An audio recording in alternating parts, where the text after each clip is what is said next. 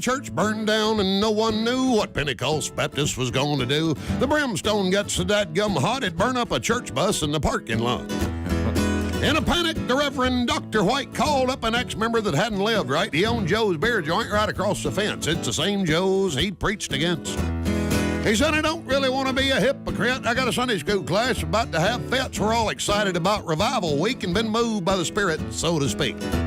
With all the souls we saved and money we spent, we thought God told us to sell that tent. I got a famous evangelist supposed to come. I've run out of chairs. Will you loan us some? Joe said, well, y'all can just use the whole dang place. Ain't nine on a jukebox, Amazing Grace. I ain't supposed to be open because of them blue laws, but we'll open tonight if it's all right with you. Preacher says, well, I reckon it'd be okay. The good Lord works in mysterious ways. Is going to talk about Joshua, Judges, and Ruth, and I reckon I could do it from the DJ booth. At the First Baptist Bar and Grill, it's the only church in the Bible Belt that smells like a whiskey still. When the sinners finish one more round, we'll have dinner on the ground and go inside and pray we don't get killed. The evangelist came with a well-dressed choir. They showed up around happy hour, looked around the joint, and didn't take it real well, said the white ministry has gone to hell. Ms. Mills that taught youth Sunday school and two deacons in the back room shooting pool was sharing the Lord with the Jim Beam rep who was teaching Ms. Mills some line dance steps. Reverend White was reading from the book of Luke to a tall drunk trucker about to puke, had John 3:16 memorized, trying to dry him out to get him baptized. The evangelist yelled about the lights and the beer, said, White, you can't save any souls in here. This place ain't nothing but a den of sin. Ain't the kind of place Baptist ought to be in. Preacher says, well, we don't really need y'all here. You didn't do a very good job last year. You only saved one sinner. That's Todd McGuire. He's a little sumbitch, set my church on fire. Joe's beer joint has done been revived. Only been here an hour and I done saved 5. Sure, it's got mirrors and a big dance floor, but I finally found the flock God called me for. They're at the First Baptist Bar and Grill. It's the only church in the Bible Belt that smells like a whiskey still. I'm trying to think, make sure I don't cuss in here, because usually in the Please show don't. I do. Yeah. I know the lyrics of that. And here's always chill. Oh, yeah. And we're here every Sunday. We're living large. We're the only church with a covered charge. And if you don't like our doctrine and think we ain't devout, we'll have our bouncer throw your ass out of the First Baptist Bar and Grill. Oh, yeah. See, the southern accent stops at Gainesville, Florida. You get the panhandled North Florida accent. It's kind of like Ronnie Van Zant from Leonard Skinner. Hey, man, all right, man. Y'all gonna go to Panama City, man? All right, man. And then South Georgia, they talk like Jimmy Carter. Nobody has any R's in their words, and they sound like they'll get their ass whipped, which was pretty much his M.O. the whole time he was president. Yeah. North Georgia, everything got an R in it. Put the back tire in your car there. Pull it back around there. Alabama, you open your mouth up real wide like this and talk like this. Are y'all going on Wednesday night or Friday night? I'm not sure. I may go on Friday because I got a dental appointment on Wednesday. Is Paula Dean from Alabama? She's from Savannah, Georgia. Hi, y'all. She makes me sound like a, Brooklyn attorney. Mississippi, they all talk like Elvis Presley. Everybody got that little stutter in there. They can't quite get it out. Jimmy Swaggart always sounded like he was from Mississippi, but he's actually from Louisiana. Well, I don't really know exactly what happened at the hotel. Louisiana, they got the French thing. Of course, they bought that thing from France. They just did a cool in everybody else. Where you because at? they from Louisiana. Okay? We ought to sell that state today. Okay, Louisiana ain't been nothing but a headache for the past 10 years. Really? It's basically a concrete bridge with water under it. We bought Louisiana in 1803. Louisiana Purchase. If we sold it today, we could triple our money. Really? Don't you have a theory on an interesting thought? You were gambling in Louisiana and... No, I was in Mississippi.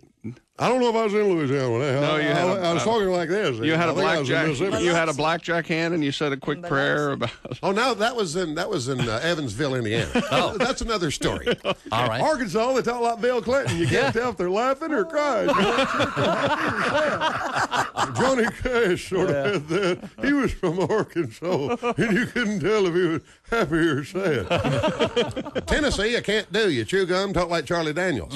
and he's from North Carolina. South Carolina, you told that Strom Thurmond. Everybody remember Strom Thurmond? He was 137 years old in the United States Senate. There's some lovely young ladies in here today. Strom turned out to be a little bit hypocritical on the way out. Yes, he did. Yes, he did. Strom Thurmond, the only man in the world that could pull out a Susan B. Anthony dollar, look at it and think, yeah, I slept with her. I'm not like Haywood. I can't write a song about 2 minutes, but... I know, but you had a really good one you played last time I really liked. There we go. That's working. Wayne had a wreck with a big old buzz. And you couldn't tell what kind of car that was. He rolled it in a field where he turkey hunts. That's 4 total cars in the past 6 months. But Wayne must not have learned his lesson yet. He just stuck a handicap tag on a black Corvette. Who the hell puts a handicap tag on a black Corvette? Colostomy bag and the cast is still wet. A shattered left leg with his neck in a brace. Wayne's trying to get to heaven in a high-speed chase. He's squealing tires and won't turn around. Got on a damp diaper and a hospital gown. Doing 120 in black fiberglass. Got a nurse on call and a cop up his ass. On 14 prescriptions for a compacted desk. Wayne's doctor's worried and his wife is pissed. And the news chopper chasing him up in the air. Wayne could give a damn about Obamacare. And his Allstate agent's getting all upset. Who the hell puts a handicap tag on a black Corvette? Amen. Let's do the big Bruce Springsteen in it.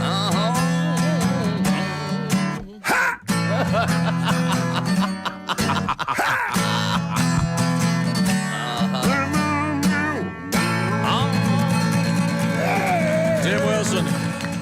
We know Paul McCartney went through the worst divorce in history. That's true. I would have been a great attorney for Paul McCartney. I'd have said, ladies and gentlemen of the jury, my client, right over there, 1964, could not crawl out of a car without every woman in America tearing her hair out, yelling his name at the top of their lungs. He could have had any woman in the world that year.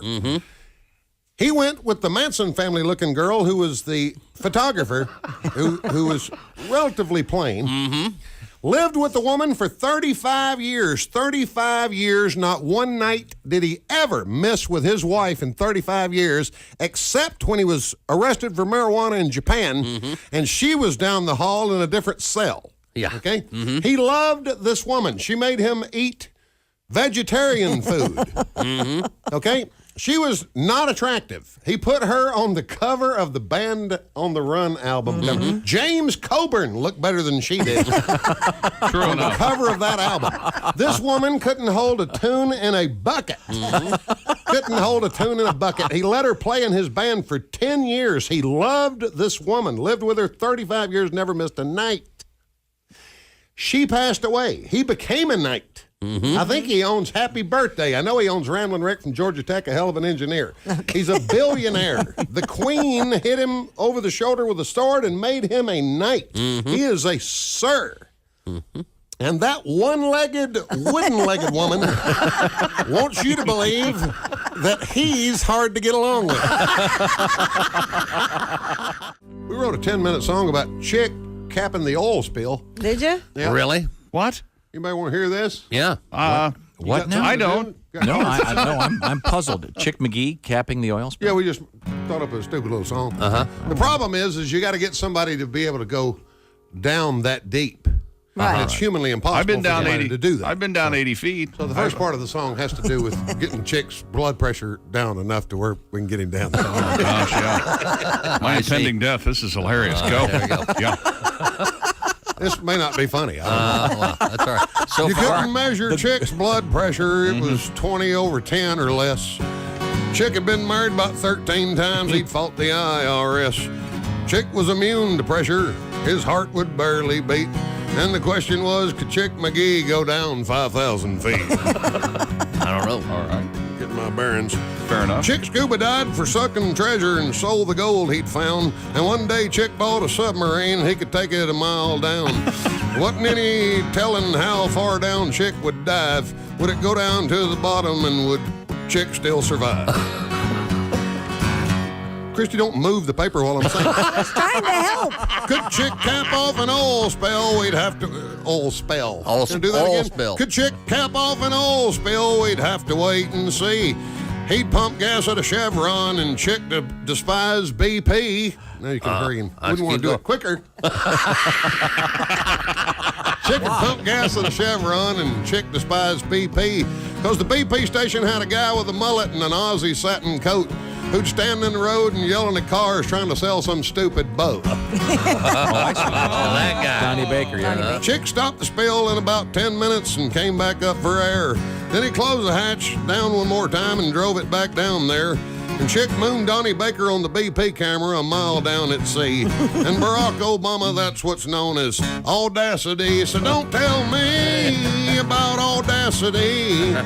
Let's find somebody who can whip the ass of somebody at BP. Don't tell me about audacity. Yeah, show me a man that's smart and gracious, a man that's sort of spacious. The man who defines audacious. Chick McGee.